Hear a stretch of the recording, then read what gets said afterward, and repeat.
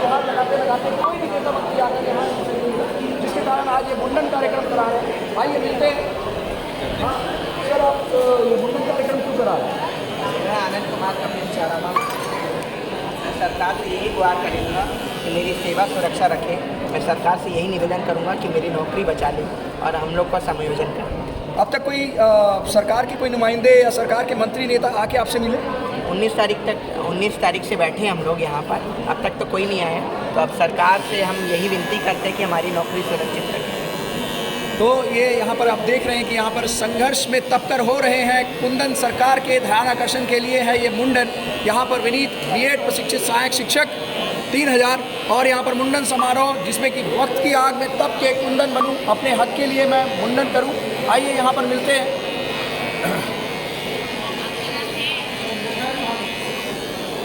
Madam ये आप ये क्या है? सरकार यहाँ पर देख रहे हैं, सरकार आएगी, सरकार जाएगी, पार्टी बनेगी, बिगड़ेगी, मगर यह देश के लिए रहना चाहिए, लोकतंत्र रहना चाहिए। एक दूसरे को दोष देना बंद करें, हमारी नौकरी सुरक्षित करें साय सरकार बीएड धारी सहायक शिक्षक। ये मैडम आप क्या कहना चाहती हैं इसमें?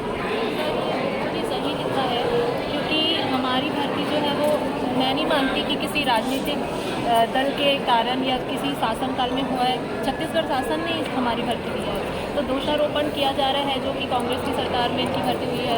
या आपकी भर्ती किसने ली थी? आपकी भर्ती पूर्ववर्ती सरकार ने ली कि मौजूदा सरकार ने ली? मौजूदा सरकार ने ली है, क्योंकि मैं 3rd काउंसलिंग में मेरी भर्ती हुई। पूर्ववर्ती सरकार ने ली है कि नहीं ली आपकी भर्ती?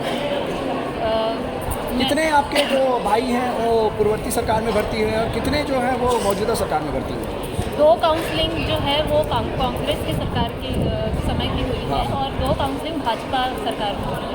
तो यहाँ पर आप देख रहे हैं तो दोनों ही सरकार में ली है। अच्छा। तो दोषारोपण करना मेरे ख्याल से गलत है। हाँ। और हम सभी नियमतः आए हैं, मेरिट में स्थान बनाए हैं, मेहनत किए हैं, सालों की मेहनत है हमारी ये जॉब। उप मुख्यमंत्री जी का आपका कहना था पिछले कुछ दिन के जो उनके स्टेटमेंट में कि पूर्ववर्ती सरकार ने सिंगल बेंच का आदेश होने के बाद भी नियुक्ति दी है, जिसके कारण आज ये 3000 जो निर्दोष हैं आज ये रोड पर हैं। तो क्या मौजूदा सरकार ने भर्ती नहीं लिया था आप लोग का? सर मैं बता रही हूँ, मेरा काउंसलिंग खुद तीसरे काउंसलिंग में मैं आया हूँ, तब भाजपा की सरकार थी। अच्छा। ऐसा था तो उनको भी नहीं लेना था। अच्छा, और नियम वही था उस समय भी? था। सारी अच्छा। चीज़ें, सारी प्रक्रियाएं वही थी। और उनका कहना है कि न्यायालय का आदेश है, हम क्या करें? न्यायालय का आदेश हम क्या करें? क्या कहना है उसमें आप? सरकार के पास असीमित शक्तियाँ हैं सर। वो हम निर्दोष 3000 लोगों को ऐसे न्याय के नाम पर हमारी बलि ना दें, क्योंकि हमारी इसमें कोई भी गलती नहीं है, हम निरपराध हैं। तो हमें क्यों अपराधी की तरह देखा जा रहा है? आपके जो मुख्यमंत्री जी का क्या वचन है इसमें कि 3000 जो निर्दोष सहायक शिक्षक इतने परेशान जो आप लोग हो रहे हो, आपके पास तूता धरना स्थल में आप कब से यहाँ धरना दे रहे हो? मैं 19 तारीख से ही आई हूँ। कितने लोग आपसे आके मिले हैं? भाजपा के या जो भी राजनीतिक दल है उनके लोगों ने आपसे कोई आके आपने यहाँ सब मिला? आपकी व्यथा पूछी हो? अब तक कोई नहीं आया? अच्छा। आपके शिक्षा मंत्री कौन है? शिक्षा मंत्री हमारी मुख्यमंत्री है। शिक्षा मंत्री मुख्यमंत्री, आइए यहाँ पर मिलते हैं। यहाँ पर सर आप यहाँ पर क्या मुंडन कार्यक्रम जो हुआ है इसके लिए आप क्या कहना चाहते हैं? क्या आप सरकार को क्या संदेश देना चाहते हैं? सर, मुंडन कार्यक्रम के तहत हम यही चाहते हैं कि विगत 1.5 सालों से हम संघर्ष कर रहे हैं। हम मंत्रियों, विधायकों और सभी तक अपनी बात पहुंचाने का प्रयास कर रहे हैं।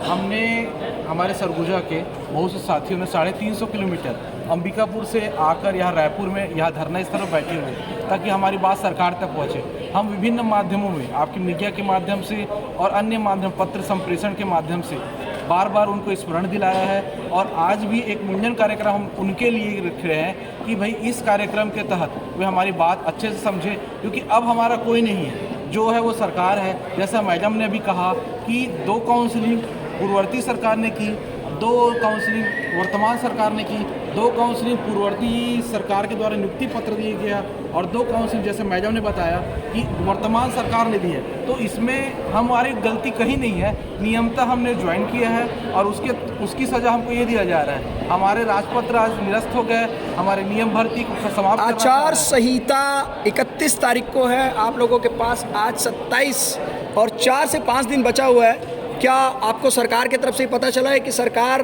आप लोगों के साथ क्या प्लानिंग कर रही है और क्या आपके लिए सोच रखी है कि आपके लिए व्यवस्था, जैसे कि बोल रहे हैं आप, सरकार बार बार जाने से बोलते हैं कि आश्वासन देते हैं कि आपकी नौकरी कैसे भी सुरक्षित है, आपको कुछ पता चला हो या आपको डीपीआई प्रमुख से पता चला हो कि इस प्रकार की व्यवस्था बनाई जा रही है?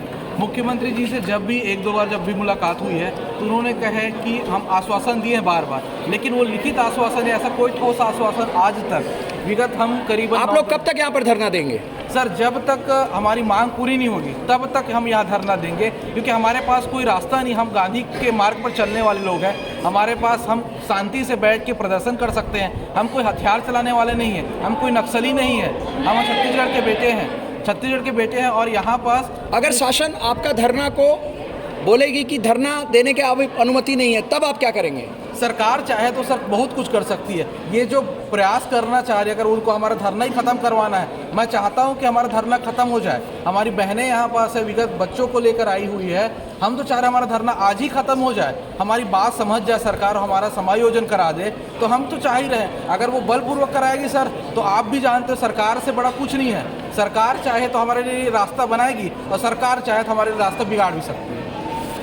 आप लोग 1 साल 5 महीने से सेवाएं दे रहे हैं, आज आप लोग वहाँ पर जो 19 दिसंबर से यहाँ पर आए हैं तो बच्चों का भविष्य कितना प्रभावित हो रहा है, उसमें आपका क्या कहना है? सर हमारे मित्र, मेरे को खुद यहाँ तक का हमारे स्कूल से बच्चों का कॉल आया है कि सर आप क्यों नहीं आ रहे हैं। हम क्या जवाब रहा आपका उसका? सर हम उनको, उन छोटे बच्चों को ये जो अन्याय हो रहा है अब उसकी जानकारी तो हम दे नहीं सकते, क्योंकि वो इतने मासूम है, इतने कोमल है कि उनकी वो समझ पाएंगे कि नहीं समझ पाएंगे। उनको अगर हम अपनी बात बताएं, अपनी समस्याएं बताएं, तो वो सोचिए कि उनकी स्थिति क्या होगा। अभी भगवान की कृपा अच्छी है कि अभी 1 हफ्ते का शीतकालीन अवकाश है, हम बिल्कुल चाह रहे हैं सर कि हम उन बच्चों को पढ़ाना चाहते हैं। आखिरी जो आपकी जो मीडिया आई थी उसमें आपके एक साथी ने कहा कि या तो हमारी सेवा सुरक्षित की जाए, हमारा आत्मसम्मान बताया जाए, या तो हमें इच्छा मृत्यु दी जाए।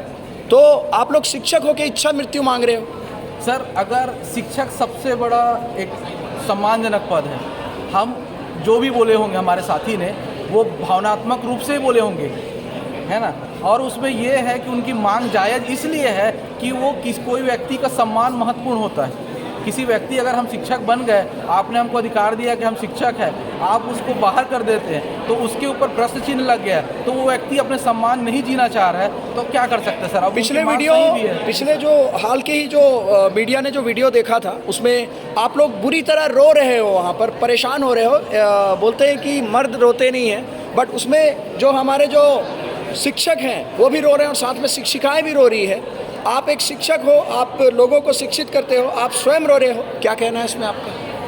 सर स्थिति इतनी ख़राब हो गई है कि रो अपने लिए नहीं रहते सर, अपने बगल वाले की दर्द जब होता है ना सर, तब तकलीफ़ ज़्यादा होती है। कि ये बताती, हमारी बहनें बताती हैं कि कितने कष्ट से आया, कोई किसी का लोन लिया, किसी के घर उजड़ने की तैयारी, किसी की शादी ख़त्म हो गई सर, उस पर ज़्यादा दर्द हो जा रहा है। आपको लग रहा हो कि मेरा दर्द है, मेरा नहीं, ये 2900 परिवारों का दर्द है। मुझे उनको देख के और दर्द आ जाता, हम समझा के परेशान हो गए सर। लास्ट मीडिया बाइट में आपके एक साथी ने यह भी कहा कि अगर बिल्कुल हमारे जो शिक्षा मंत्री, मुख्यमंत्री जी को यदि हमारी जरा से भी चिंता होगी, देश के भविष्य की चिंता होगी, तो हमारे को समायोजन करेंगे, सुरक्षित करेंगे, वरना हम लोगों के प्राण न्यौछावर कर देंगे, लेकिन हम किसी भी हालत में अपनी सेवा पाएंगे। आप मुख्यमंत्री जी को जो संदेश दिए थे उसका कोई रिप्लाई आया है सोशल मीडिया के माध्यम से? हमने कंटिन्यू सर तक बात पहुंचाया है, प्रेस के माध्यम से भी दिलवाया है, हमने एक लेटर भी यहाँ धरना स्थल पे आने के पश्चात विभिन्न जो कार्यक्रम या हमारे जो मांग है उनको हमने पत्र के माध्यम तक उन तक पहुँचाया है, लेकिन उनके तरफ से या अधिकारियों की तरफ से कोई भी रिस्पांस अभी तक नहीं आया सर। अगर एक छोटा सा रिस्पांस मीडिया के सामने, अधिकारियों का क्या रिस्पांस है? अधिकारियों का एक ही कहना है सर कि अगर सरकार चाहे तो कर सकती है, हम बैठे हैं आपके लिए रास्ता हम। अधिकारी आपको दोषी समझते हैं या निर्दोष समझते हैं? अधिकारी भी जानते हैं सर कि हम निर्दोष हैं, उन्होंने इसीलिए वो रास्ते की बात कर रहे हैं। आपने हाल में ही सामाजिक अध्यक्षों को भी अपने मंच पे लाए थे, जिसके वीडियो में उनका क्या कहना है कि आप दोषी हैं या निर्दोष हैं, आपके साथ क्या करना चाहिए? देखिए सर, समाज के व्यक्ति तभी आएंगे आपके मंच या हमारे साथ मंच साझा तभी करेंगे जब आप निर्दोष आप सही हो तभी आएंगे सर। यहाँ पर 2900 और जितने भी सामाजिक लोग हैं, चाहे शिक्षक संगठन है, वो तभी आ रहे हैं क्योंकि उनको पता है ये बच्चे मेरिट में आए हैं, मेहनत करके आए हैं, इनकी कोई गलती नहीं है। 25 दिसंबर को आप सभी चर्च में गए थे और वहाँ पर आप लोगों ने एक आपकी जो वीडियो आई थी जिसमें कि आप लोगों ने आदरणीय प्रधानमंत्री जी को, विष्णुदेव साय जी को, अरुण साहू जी को, विजय शर्मा जी को और ओपी चौधरी जी के नाम रखे थे कि ऐसा सन्मार्ग प्रदान करें कि हमें किसी प्रकार का अपने प्राण को न्यौछावर ना करना पड़े और हमारी सेवा सुरक्षित हो जाए। उसमें आप लोगों ने चर्च में गए थे, उसमें क्या कहना आपका? सर हम चर्च में गए और साथ साथ यहाँ पर जो धरना स्थल है वहाँ पर श्रद्धे अटल बिहारी आपने रक्तदान भी किया था कुछ दिन पहले। सर उसके पूर्व 24 तारीख को हमने रक्तदान भी दिया ताकि सामाजिक कार्य हो जाए, ताकि समाज के लोग हमसे जुड़े और हमारी बातें समाज के माध्यम से गवर्नमेंट तक जाए। दूसरा चीज़, हमने 25 तारीख को सुशासन दिवस भी मनाया है श्रद्धेय अटल जी के जन्म दिवस के उपलक्ष्य में। तो उस दिन भी हम ये उम्मीद करते हैं और आज आप लोगों ने कुछ दिन पहले गौ सेवा भी की थी। गौ सेवा से आप क्या संदेश देना चाह रहे थे सरकार को? सर गौ हमारी माता है, हमारे पूरे देश की माता है। हमारे प्रधानमंत्री जी हमेशा से बोलते हैं, चाहे हमारे मुख्यमंत्री जी हमेशा से गौ सेवा के पक्षधर रहे और हम हमारे ऋषि मुनियों की परंपरा को ही आगे बढ़ा रहे हैं, क्योंकि एक शिक्षक ही जो है वो मार्ग दिखाता है। आपकी जो ये व्यथा है इसमें आप लोगों के साथ किसी भी छत्तीसगढ़ कैबिनेट के मंत्री या भारत के राजनेता के बच्चे यहाँ पर धरना स्थल पे बैठे या नहीं बैठे? सर अगर आप जो बोल रहे हैं कि अगर कोई मंत्री या नेता या अधिकारियों के बच्चे होते हैं सर, तो आपको उम्मीद लगता है कि हमको यहाँ बैठना पड़ता?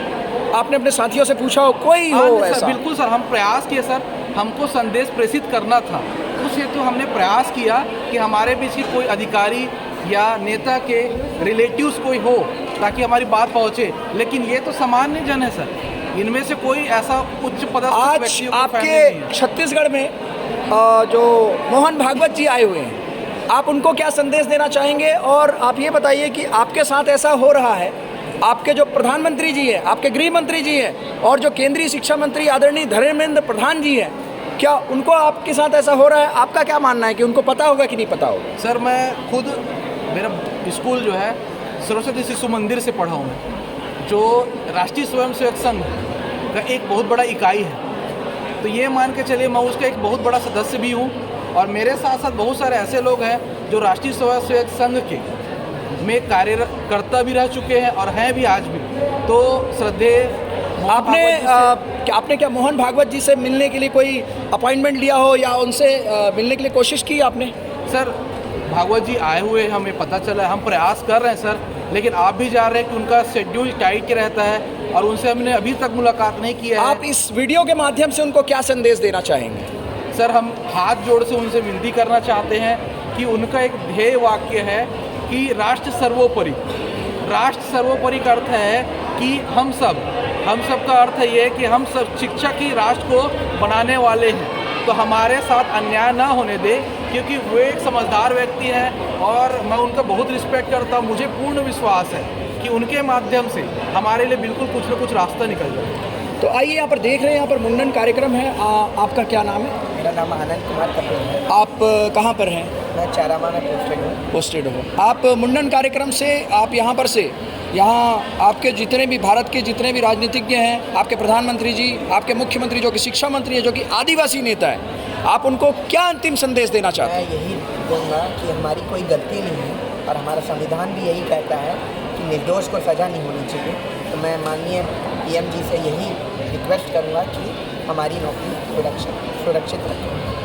ओके, तो यहाँ पर देख रहे हैं कि लोग यहाँ पर प्रदेश भर से आए बीएड प्रशिक्षित सहायक शिक्षक 19 दिसंबर से हैं और यहाँ पर बताना चाहूँगा कि तूता धरना स्थल है जहाँ पर कोई भी नेता या उनके जो नुमाइंदे हैं आकर इनसे कोई नहीं पूछा। यहाँ पर ये रो रहे हैं, परेशान हो रहे हैं, ये यहाँ पर बोल रहे हैं कि या तो हमारी सेवा रहेगी या तो हमारा प्राण रहेगा, और ये लोग इच्छा मृत्यु तक की बात भी कर चुके हैं। और बिल्कुल यहाँ पर से ये लोग अटल बैठे हुए हैं कि सुशासन दिवस के दिन अटल बिहारी वाजपेयी जी के दिन बोले कि हम यहाँ अटल हैं, हम यहाँ से नहीं टलेंगे।